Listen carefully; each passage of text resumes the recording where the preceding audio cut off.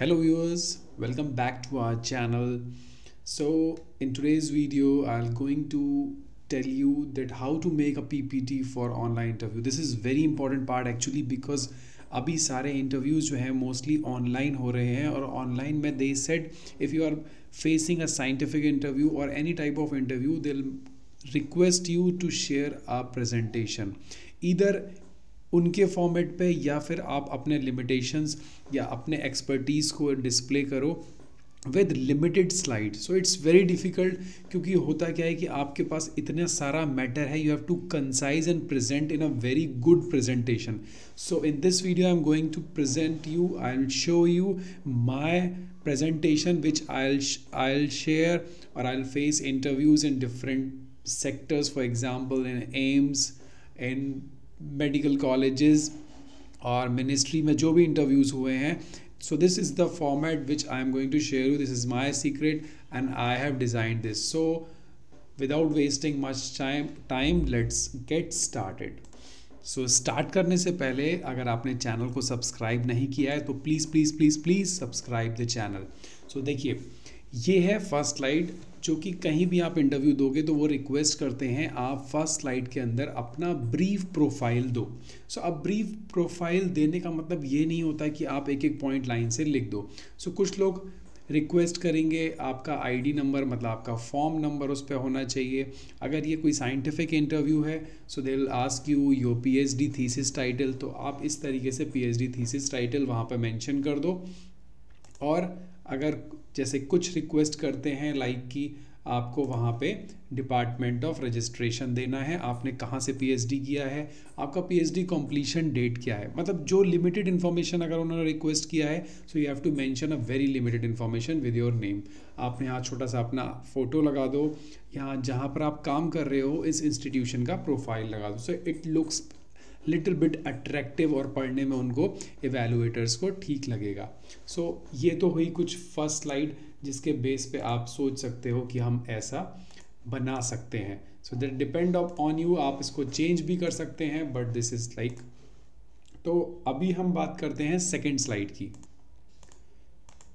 तो second slide में generally if you are a researcher, अगर आप साइंटिस्ट के इंटरव्यू के लिए फेस कर रहे हैं so they will ask you to mention your highlights of PhD work. Now it is very difficult to mention a 4 years of your research work, minimum 3 to 4 years of research work in one slide. It's very difficult. So what I concluded, अगर आपका research work 3, 4, 5 parts में है, different chapters में है, so what you will do, you just mention the name.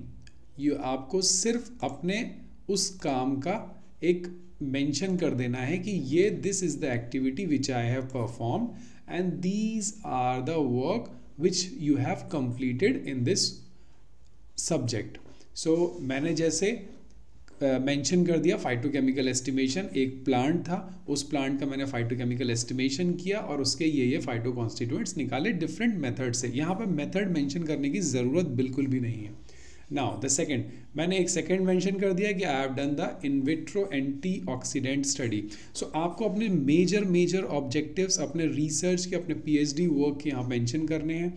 फिर उनके अंदर कुछ अगर मेजर एक्टिविटीज़ थी so you will mention so that उनको समझ में आए कि your work is unique, your work is somewhat different with the other work, because evaluators और जो इंटरव्यू पैनल में बैठे हुए हैं they just catch the important words.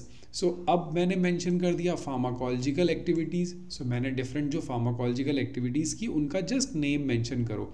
अब देखिए स्लाइड्स को इंटरेक्टिव और अच्छा बनाने के लिए मैंने क्या किया, यहाँ छोटा सा एक ग्राफ डाल दिया. ठीक है, मैंने यहाँ पर एक ग्राफ डाल दिया so that they just get to know कि ओके इनको कुछ मिला है. तो आप ऐसा कुछ ग्राफ आपके पास है, इमेजेस हैं, यू कैन ऐड.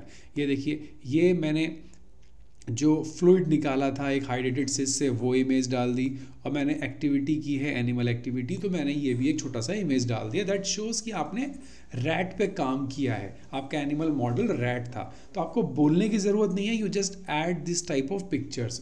बहुत ज़्यादा बल्कि नहीं होना चाहिए, बहुत लिमिटेड होना चाहिए. यहाँ मैंने सेम कराया था उसका इमेज डाल दिया.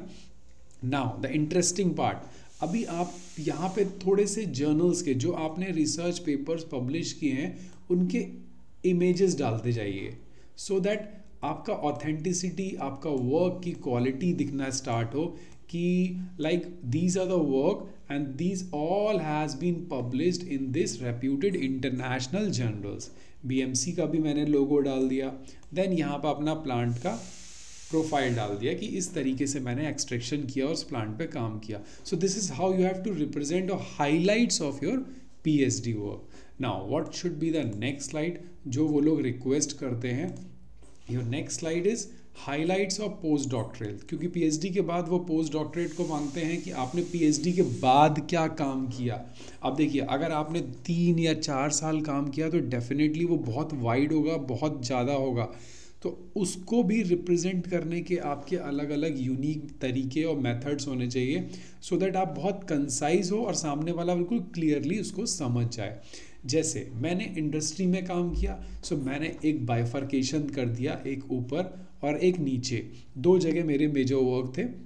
सो मैंने लिख दिया एक industry experience and the current VRDL IMS BHU experience. So industry experience में आप क्या थे एज अ रिसर्च साइंटिस्ट, वहाँ आपने मेंशन कर दिया, और आप क्या क्या काम करते थे, करेक्ट। तो आप उसके बारे में जस्ट डिटेल में थोड़ा सा सबके वर्ड्स लिख दो so that they will get to know कि आप किस एक्टिविटी से रिलेटेड थे वहाँ पे। इसके अलावा कुछ नहीं लिखना आपको। नाउ द सेकेंड थिंग, मैंने जो दूसरा जॉब प्रोफाइल था, मैं दूसरा जॉब प्रोफाइल में बताया कि किस तरीके से काम कर रहा हूँ, करंटली वर्क कर रहा हूँ। सो आप मेंशन कर दो कि right now you are working as this in this particular lab. वहाँ पे भी पॉइंट बाई पॉइंट आप ये चीज़ डालो कि आप किस किस डिफरेंट टाइप की एक्टिविटीज़ में अभी इन्वॉल्व हो। अगेन देखिए, मैंने रिसर्च जर्नल जो मेरे बड़े बड़े इम्पैक्ट के जर्नल्स हैं जिसमें मेरा काम पब्लिश हुआ है, ये वाला, उन सब के मैंने नाम यहाँ पे इमेज के फॉर्म में डाल दिए सो दैट मुझे बोलना भी ना पड़े और सामने वाला सब कुछ समझ जाए। So this is how you have to mention the highlights of post doctoral research work. Now अब ये नेक्स्ट क्या मांगते हैं? नेक्स्ट ये लोग रिक्वेस्ट करते हैं आपका रिसर्च एक्सपीरियंस। फाइन, तो अभी जब वो रिसर्च एक्सपीरियंस की बात करेंगे तो रिसर्च पब्लिकेशन, अब यहाँ पे ये पीएचडी और पोस्ट डॉक्टरेट कंबाइंड है। एक तरीका होगा, देखिए दूसरा कैंडिडेट जो होगा वो क्या करेगा, एक लिस्ट बना देगा कि मेरे इंटरनेशनल इतने हैं, नेशनल इतने हैं, वगैरह वगैरह, बट आपको थोड़ा अट्रैक्टिव बनाना है। मैंने गूगल स्कॉलर की प्रोफाइल उठा दी, जो मेरा गूगल स्कॉलर का है, ग्राफ उठा दिया, छोटा सा यहाँ पे लगा दिया, दैट शोज़ कि मेरा साइटेशन अराउंड 1000 पहुँचने वाला है, 960 H इंडेक्स I10, और ये ग्राफ ऐसे करके आ गया। तो ये ग्राफ हो गया, ये करंट प्रोफाइल हो गया, ये शो कर रहा है this is your original profile. अब मैंने उसको और अट्रैक्टिव और इंटरव्यूअर पैनल को इम्प्रेस करने के लिए क्या किया, जो बड़े बड़े जर्नल्स हैं उन जर्नल्स के नाम लिखे और उनके इम्पैक्ट फैक्टर लिखे, और 1 बाय 1 मैंने जर्नल्स मेंशन करे। ये जो नंबर आप देख रहे हो दैट मीन्स कि इस जर्नल में मेरे 4 पेपर हैं, इस जर्नल में मेरे 2 पब्लिकेशन हैं, इसमें 2, इसमें 2। सो आप यहाँ नंबर लिखो और बड़े ही क्लेवरली यहाँ पे उसका इम्पैक्ट फैक्टर लिखो। ये दिखाता है कि आप हर लेवल के इम्पैक्ट में पब्लिकेशन कर रहे हो कंसिस्टेंट। फाइन, अब दूसरा काम क्या करो, आप यहाँ पे ये भी दिखा दो कि आपके टोटल नंबर ऑफ पब्लिकेशंस वो भी ज़रूरी है। सो आई मेंशन इंटरनेशनल 45, नेशनल 10, और टोटल इम्पैक्ट फैक्टर भी आप दिखा दो। थोड़ा उससे प्रोफाइल अट्रैक्टिव होता है, वो दिखता है कि आप कितना रेगुलरली रिसर्च में एक्टिव हो। बुक चैप्टर भी मैंने मेंशन किया, H index and total citation, ये कुछ जो लेटेस्ट पब्लिकेशन है उनका रेफरेंस ऐड कर दिया। सो इस तरीके से एक ही स्लाइड के अंदर आप कई सारी चीज़ें छोटे छोटे में दे सकते हो सो दैट कि उसका पूरा इम्प्रेशन रिव्यूअर को दिखे।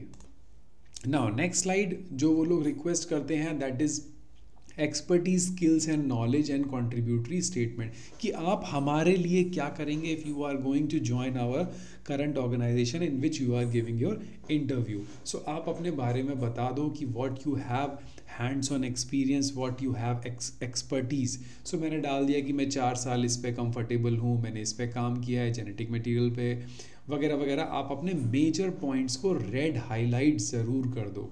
बायोसेफ्टी लेवल 2 में आप काम कर सकते हैं, RT-PCR और ये molecular technique.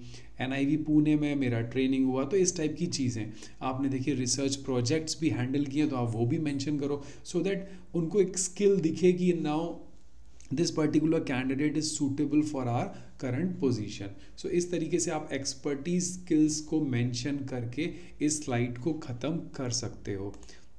Now the conclusive and summary slide, उसमें आपको ज़्यादा नहीं मैटर ऐड करना है, जस्ट कुछ पॉइंट ऐड कर दो अपने बारे में, that you are very assertive, a team player, a flexible, a creative and a goal oriented, so that they will get to know, they will ask you, they will interact you, आपसे पूछें तो वो बहुत अच्छी चीज़ है.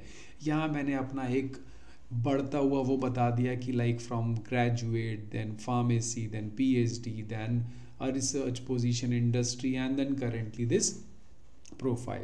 सो इस तरीके से आप अपनी प्रोफाइल्स को बना के लास्ट में थैंक यू स्लाइड दे के आप एक ऐसा ऑनलाइन इंटरव्यू की अगर तैयारी कर रहे हो, so this presentation is very important. So इसमें आपको टाइम देना है. डोंट बी इन अ हरी कि मेरे पास 2 दिन है, मैं कुछ भी स्लाइड्स बना लूँगा. ऐसा कभी गलती मत करिएगा. प्रेजेंटेशन में अगर वो 3 स्लाइड का है, 4 स्लाइड का है, 5 मिनट्स का है, 10 मिनट्स का है, उसमें बहुत टाइम देना पड़ता है in order to make it a final good presentation. So I hope कि ये इन्फॉर्मेशन, इससे कुछ आपको आइडिया लग गया होगा if you are going to face any interview और any scientific interview in your future. So all the very best. If you have any questions और if you want to that I will share this PPT, then please drop your message. Thank you.